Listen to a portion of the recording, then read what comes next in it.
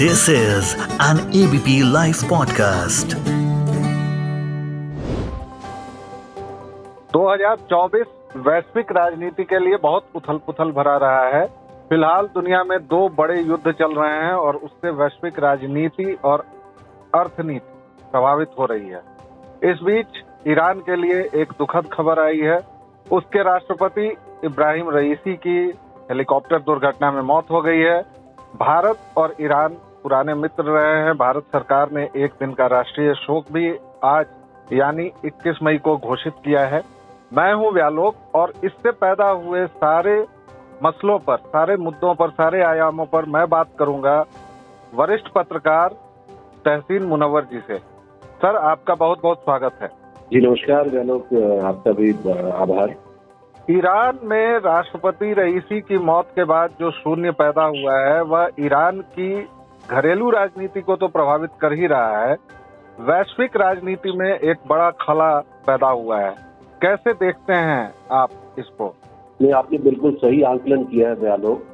Iran जो है, अगर आप देख लीजिए कि विश्व स्तर पर अगर देखें तो कहीं ना कहीं आप विश्व की जितनी भी डिप्लोमेसी है, जितनी भी राजनीति है, जितनी भी रणनीति है, उसमें एक प्रकार से वो कहीं पर सेंट्रल स्टेज जरूर ले लेता है ईरान। और ईरान के बारे में, क्योंकि जिस प्रकार इस समय गाजा को लेकर और इसराइल को लेकर और फिर जहाँ ये युद्ध चल रहा है और उसमें ईरान का मान के चलते ही है कि उसका रोल है इसराइल को लेकर भी, और जिस तरह अभी पिछले दिनों इसराइल पर उसने ड्रोन वगैरह के साथ अटैक किया, फिर इसराइल ने उसका जवाब दिया, तो वो सारी चीजें कुल मिला के चिंताजनक स्थिति में तो है ही।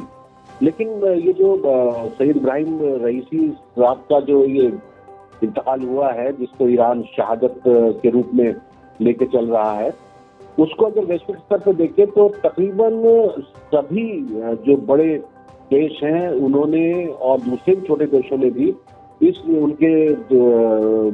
इनकी हलाकत पर दुख का इजहार किया है। सब दुखी हैं और विशेष रूप से जिस पर काफी हैरानी भी हो रही है कि अमेरिका की ओर से भी इसमें सरकारी तौर पर इसको लेकर जो है चिंता जताई गई है और दुख जाहिर किया गया है। हाँ, अमेरिका ने अपने स्टेटमेंट में ये बात तो कही है कि उन्हें इनके उस पर निधन पर दुख है, जिस तरह का उनका निधन हुआ है। ऑफिशियल वो जो है ईरानी प्रेसिडेंट इब्राहिम रईसी को लेकर और उनके जो फॉरेन मिनिस्टर है उनके डेथ के ऊपर। लेकिन उन्होंने ये भी साथ में कहा है कि हम जो है, हमारी सपोर्ट जो है ईरानी जो लोग हैं उनके स्टडी के साथ है और ह्यूमन राइट्स और फंडामेंटल फ्रीडम्स की बात है, हम उसमें जो है ईरानी जो लोग हैं उनका सपोर्ट भी करते हैं। तो लेकिन अमेरिका में इसको बहुत हैरत से देखा जा रहा है कि अमेरिका में, क्योंकि रईसी को लेकर जो उनका स्टैंड रहा है वो एक अलग किस्म का स्टैंड था, लेकिन उनकी डेथ के ऊपर उनका जिस प्रकार से कंडोलेंस आया है वो भी बताता है कि कहीं ना कहीं बाइडेन जो प्रशासन है वो भी एक अलग अंदाज से इसको लेकर सोच रहा है। जी, तो मुझे नहीं लगता कि विश्व स्तर पर अभी इस समय क्या हालात होंगे। हमें देखना होगा कि रईसी की जगह कौन लेते हैं और उनका थॉट प्रोसेस क्या है, किस प्रकार से वो जो है विश्व स्तर पर और जिस तरह के उनकी जो सोच है ईरान, जिस प्रकार से अगर देखा जाए तो रईसी की जो ये जो जितने दौर में रईसी सदर रहे हैं उस दौरान में रईसी को बहुत कड़े मुकाबले करने पड़े हैं। वो कोविड दौर से निकला था ईरान, उसके बाद उनके ऊपर सैंक्शन लगे हुए थे और इस तरह से, और फिर अब ये इसराइल वाला जो मामला है, तो रईसी हर तौर पे जो है वो जूझ रहे थे इन सब चीजों से, लेकिन उनकी पकड़ ईरान पे बहुत मजबूत रही है। तो देखना चाहिए कि ईरान में अब उनकी जगह कौन ले सकता है, क्योंकि एक रईसी को बनाने में कम से कम 40-50 वर्ष तो लगते ही हैं। जी, एक अब जरा बात भारत और ईरान के संबंधों की कर लें। रईसी, आपने बताया कि एक कठोर नेता थे, वह नेशनलिस्ट थे, ईरान के भले के लिए उन्हें जो भी कदम उठाना पड़ा वो उन्होंने उठाए। भारत के साथ उनके अच्छे संबंध थे। चाबहार पोर्ट को लेकर अभी अमेरिका ने हालांकि भारत को भी चेतावनी दी थी, लेकिन वह काम पूरा हुआ है। भारत के साथ अब ईरान के संबंधों को कैसे देखते हैं आप? क्या उसमें कोई न्यूनता आएगी या वैसे ही बदस्तूर चलते रहेंगे? देखिए, ये बात तो मानकर चलेंगे व्यालोक कि सैयद इब्राहिम रईसी मरहूम जो है वो भारत के ईरान में दोस्त थे और प्रधानमंत्री नरेंद्र मोदी जी के साथ उनका जो एक है वो एक बहुत अच्छा कह सकते हैं कि दोनों के बीच में एक बहुत अच्छे संबंध थे, जहां एक विश्वास पैदा हो जाता है उस प्रकार के संबंध थे। और वैसे तो ईरान और भारत के ताल्लुकात अगर हम देखें आज़ादी के बाद से ही रहे, लेकिन बीच में थोड़ी सी इसमें जब शाह पहलवी के बाद और फिर 1993 के बीच में जो है ये यहाँ पर जो है भारत का उनका कोई हेड नहीं आया था। फिर नरसिम्हा गवर्नमेंट के जमाने में नरसिम्हा गए थे और फिर उसके बाद हसन रफसंजानी जो है वो आए थे वहाँ के सदर ईरान के। फिर वाजपेयी जी 2001 में गए, फिर 2003 में उनके सदर यहाँ पर आए। लेकिन और अगर देखा जाए तो इस सरकार में जब मतलब हम कहें मोदी जी की सरकार में 2016 में ये चाबहार वाला समझौता जो है परवान चढ़ा और लेकिन इनके रईसी साहब के जमाने में ही जो है इसमें मजबूती आई। इसको इस तरीके से देख सकते हैं कि भारत के ऊपर दबाव था और वो इब्राहिम रईसी भी ये बात जब ये 2022 में मुझे शायद ख्याल आ रहा है कि जो SCO की उसमें इनकी मुलाकात हुई थी या ब्रिक्स में, तो उन्होंने उसमें एक बात कही भी थी कि आप लोग अमेरिका के दबाव में बहुत जल्दी आ जाते हैं और तेल लेना बंद कर देते हैं। तो वो वाली चीज थी। लेकिन 2023 के ब्रिक्स में जब इनकी मुलाकात हुई तो उसमें ही ये चाबहार का जो इस बार जो समझौता हुआ है उस पर मुहर लगी।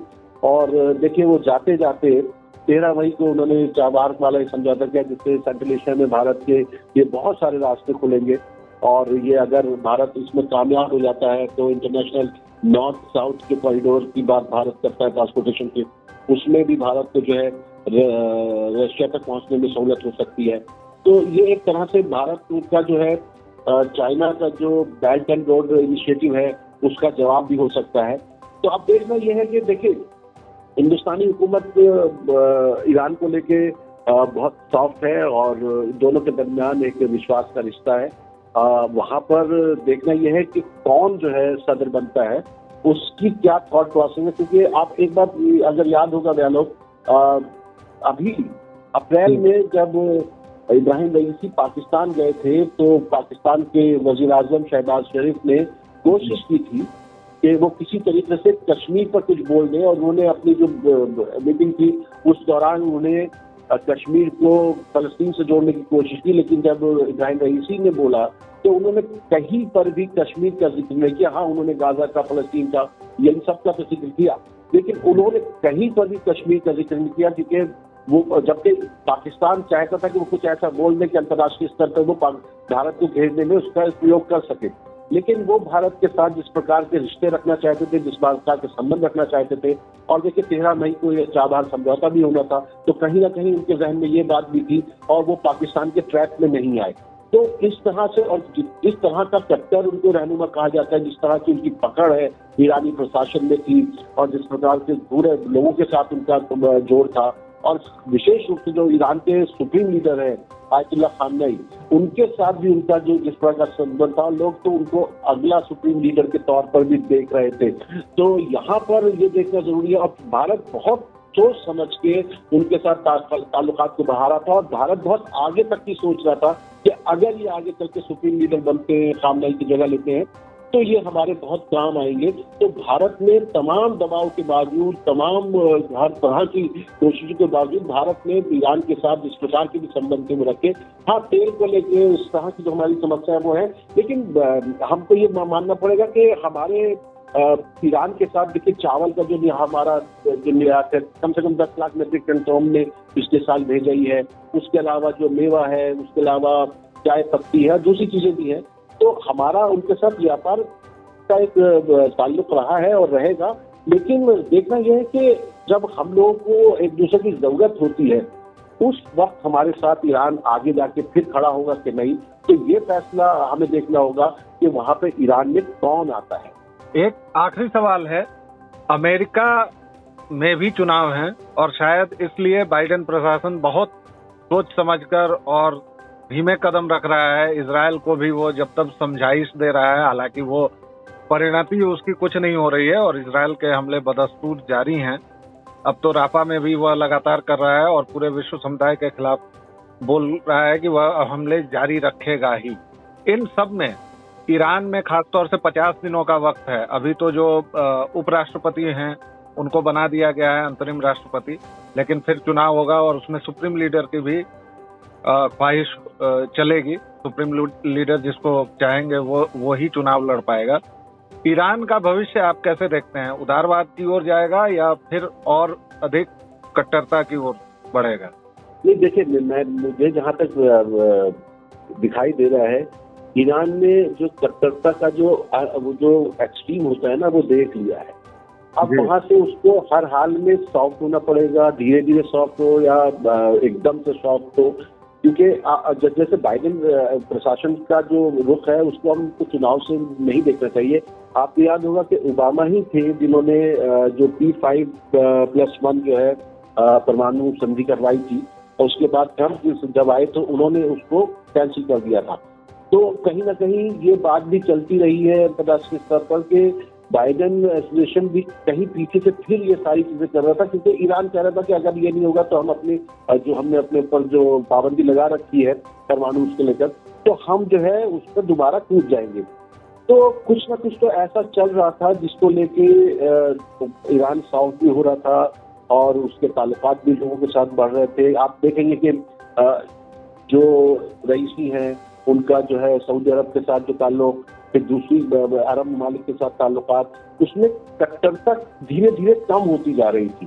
अब पूरी दुनिया जिस तरह के दौर से गुजर रही है, जिस तरह का एकदम से नई टेक्नोलॉजीज आ रही है, जॉब खत्म होते चले जा रहे हैं और एक दूसरे पे जो दूसरे मुल्क हैं उनकी निर्भरता बढ़ती जा रही है। हम एक दूसरे के ऊपर टिके हुए हैं, एक कंट्री दूसरे कंट्री पर टिकी हुई है। तो इस प्रकार से ये जो दुश्मनी है ये ज्यादातर अगर हम देखते हैं ये वोट की राजनीति के चलते होती है, जिसमें अंत में जाके जो है नुकसान जो है देश का ही होता है। तो ईरान अब उस दौर से बाहर निकलना चाहता है, छटपटा रहा है। जिस प्रकार आपने देखा ईरान में जिस प्रकार के आंदोलन हुए हैं, चाहे वो हिजाब को लेके हुए हों या महशर आमिनी के बाद जो आंदोलन हुआ, जिसके बाद वहाँ पे काफी लोग मारे भी गए और वो बहुत ईरान पे जो है मानवता को लेकर जो है मानव अधिकार संगठनों ने जो है काफी आरोप भी लगाए हैं। तो वो सारी चीजें देखते हुए मुझे लगता है कि ईरान में अब कोई या तो सॉफ्ट लाइनर आएगा, और अगर सॉफ्ट लाइनर नहीं आता तो ईरान के लिए वो बहुत ही जो है पीरियड जो है अब आगे जो है खराब होता चला जाएगा, क्योंकि दुनिया जो है इस वक्त बहुत एक ऐसे दोहराए पर खड़ी हुई है कि जहां या तो दुनिया बर्बाद हो सकती है या दुनिया आबाद हो सकती है। बहुत बहुत धन्यवाद सर आपका, आपने इतने विस्तार से हमसे बात की, इसके लिए थैंक यू वेरी मच।